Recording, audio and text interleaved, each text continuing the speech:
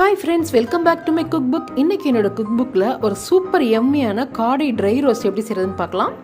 நான் ஒரு 3 காடையை நல்லா வாஷ் பண்ணி வச்சுருக்கேன். 1 teaspoon ginger garlic paste, 1/2 teaspoon மஞ்சள் தூள், 1 டீஸ்பூன் மிளகாய் தூள், 1/4 டீஸ்பூன் கரம் மசாலா, தேவையான அளவு உப்பு, கொஞ்சம் தயிர் சேர்த்து மசாலாவை இந்த காடையெல்லாம் நல்லா மிக்ஸ் பண்ணுற அளவுக்கு மேரினேட் பண்ணி ஒரு 1/2 மணி நேரம் போல் விட்டுறலாம்.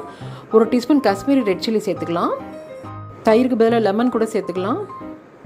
இப்போ கடாயில் கொஞ்சமாக எண்ணெய் ஊற்றி 2 டீஸ்பூன் சோம்புத்தூள், கொஞ்சம் வெங்காயம், கொஞ்சம் கருவேப்பிலை சேர்த்து நல்லா வதக்கிக்கலாம்.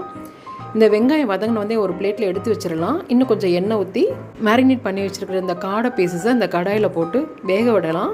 மசாலாவில் கொஞ்சம் தண்ணி ஊற்றி அலசி இந்த காடை வேகிறதுக்கு ஊற்றிடலாம். நல்லா வேகட்டும்.